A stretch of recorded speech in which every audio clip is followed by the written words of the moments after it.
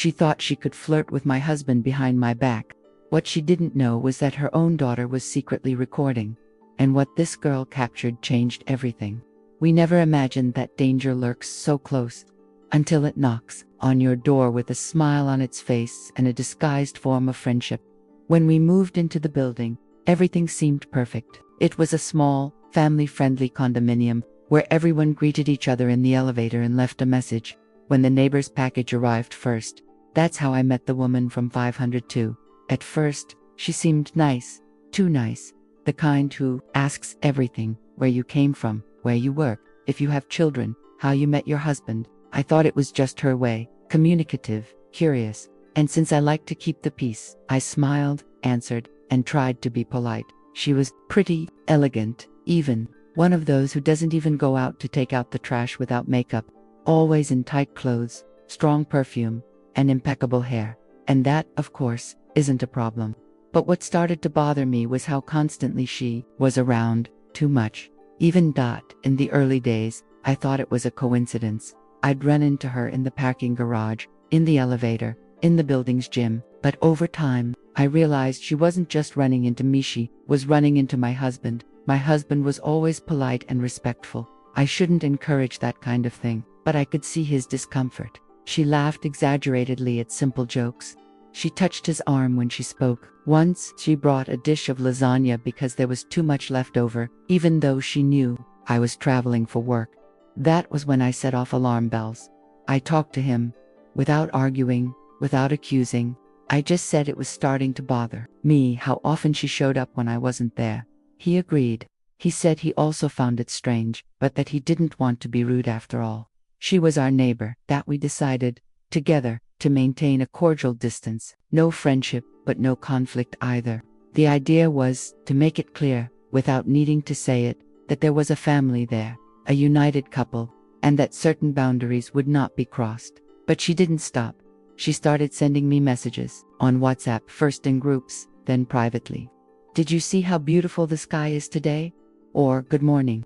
There's a movie on that channel that's related to what we talked about the other day that bothered me deeply. I even replied once, asking if she wouldn't rather talk to me, since I was the one who usually watched romantic movies, not my husband. She responded with a laughing emoji and said, "Oh, how silly. He just said he likes drama. He was just trying to be nice." Nice. That was already crossing the line of politeness. That was intentional. After that, I blocked her number on my phone and asked him to do the same. Except she didn't stop there. She started bumping into him at the building's gym. I'd wake up early just for that. One day, he came home saying she'd shown up wearing a low-cut top and spent most of the time adjusting the elastic right in front of him. It was no longer a coincidence. The final straw for me was when my daughter Yessa, my 8-year-old daughter, asked me, "Mommy, who's that girl who keeps looking at Daddy?" That hurt me. Not out of jealousy, but because it was clear she was crossing boundaries that even a child couldn't help but notice. But, as always, life has a cruel and just way of putting things right. What I didn't know yet was that someone, in her own apartment, was watching with watchful eyes. And in silence, her daughter, the girl from 502. And what that girl did, no one expected, not even her mother. Asterisk. After that conversation with my daughter, something inside me snapped. I could no longer pretend it was all in my head. The woman at 502 had gone beyond all limits of what was acceptable, and I felt something serious was about to happen. It was as if the air had shifted. My husband had been uncomfortable for a while. He tried to be polite, but she persisted, like a smiling snake, slithering through the cracks of any space I left open. And it was on a Thursday afternoon that everything spiraled out of control. I had to go out to take my mother to the doctor, a long appointment in a distant neighborhood. I was gone for a few hours. My husband had taken the day off from work, so he stayed home, taking the opportunity to rest. Meanwhile, the neighbor at 502 showed up, alone, pretending she was stopping by just to drop off a package that, according to her, had been mistakenly delivered to the concierge. A lie, of course. The concierge then confirmed that there had been no delivery. My husband, unaware of the full plan, opened the door to greet her. She entered, saying she didn't want to disturb, but she walked right in. She started chatting, asking if he didn't get lonely when I was out so much, that it must be hard having a busy wife. He tried to cut her off. He said he was fine, that our life was organized and balanced, but she leaned in closer. She ran her hand over his arm. She laughed awkwardly and said, "You deserve more attention. You know that." At that moment, he was clearly uncomfortable. He pulled away. He said it wasn't appropriate, politely asked her to leave. And that's when she tried to kiss him. Yes, without any shame. My husband grabbed her shoulders and said firmly, "You've crossed the line. Please leave now." She still tried to cover it up, pretending it was a joke, a provocation. But he didn't laugh. He didn't respond. He just pointed to the door. She left, quickly, frustrated, and maybe scared. When I got home, he told me everything. He looked me in the eyes and said, "It happened." She tried. "And if you want to talk, yell, fight, I understand. But I didn't do anything. I just want to resolve this with you." I didn't yell. I didn't cry. I just took a deep breath. I already knew everything inside me. And now it was confirmed. But what even he didn't know was that someone had seen everything. The next day, I received a text from an unknown number. It was the daughter of the woman from 502. The girl had recorded it. Everything asterisk. The morning after the kiss, I was still trying to process everything. The betrayal wasn't my husband's doing, but the feeling of invasion, of having my home used as a stage for this kind of abuse, was eating me up inside. It was then that my phone vibrated. An unknown number. A simple message. "Hi, I'm the daughter of the neighbor in 502. I need to show you something. I promise it's important." I froze. Her daughter. I'd seen the girl a few times in the elevator, an introspective teenager, earphones in, and always with a sad look. She never interacted with her mother in front of anyone. Now, out of the blue, a message. I responded cautiously. "Okay, what happened?" She sent an audio message. The voice was firm, yet nervous. "I know what my mother did yesterday. I recorded it. I recorded it because I've seen her try it before. It's not the first time she's done it with a married man. But yesterday was a bit too much.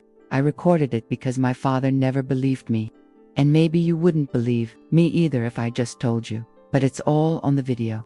If you want it, I'll send it to you." I was shocked she didn't just know ... She expected it. I asked for the video.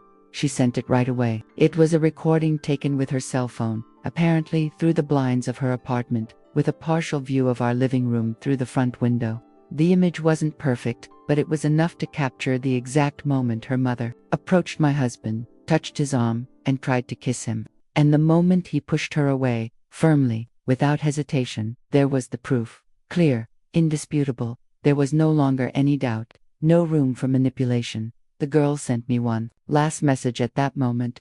"I'm sorry for everything. For her, I live with her, but I don't agree with any of this. I just wanted someone to know who she really is. I wanted to hug that girl." Later, I found out she had sent the same video to her own father, who lived in another city. It was this video that finally convinced the father to seek custody of his daughter. She had been asking to leave her mother's house for a long time, but no one listened. The video served not only to defend me, it served to free that girl. My husband, seeing the video, became even more indignant. He said, "This has already crossed the line of what is acceptable.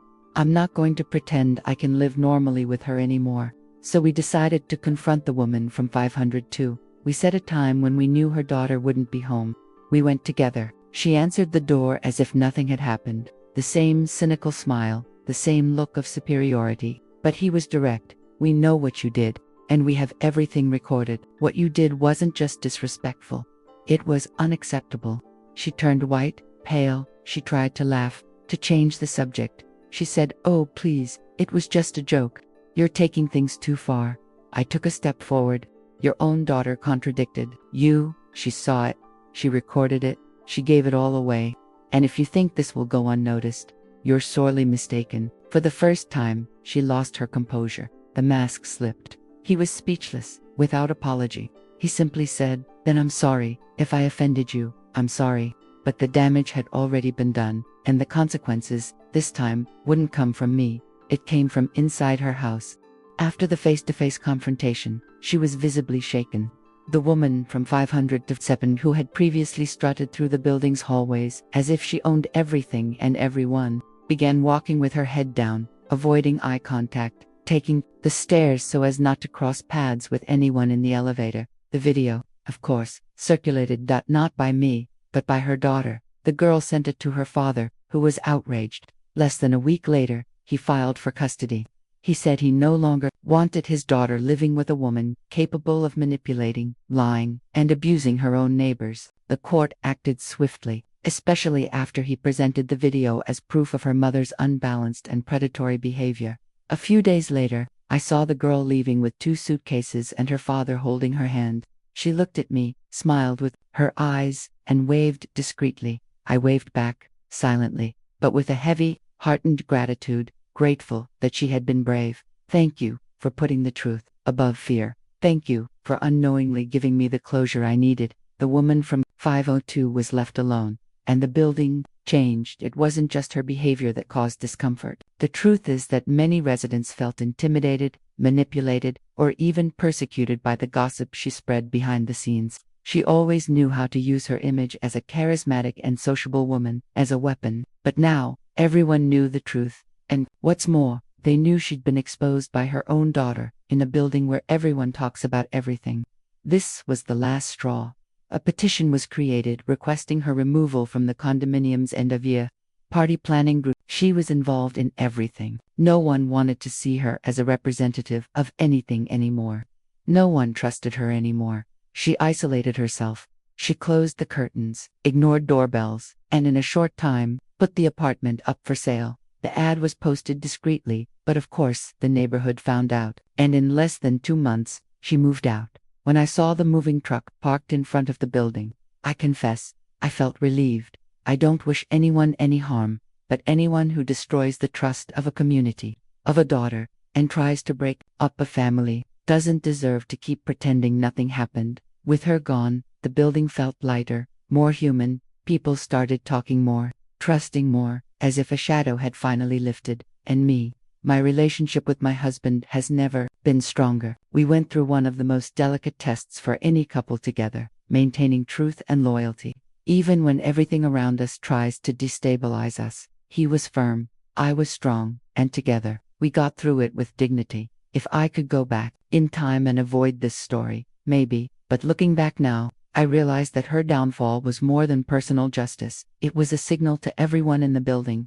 that no one is untouchable, and that sometimes those who seem like just a nice neighbor are exactly the ones who deserve to be kept at a distance.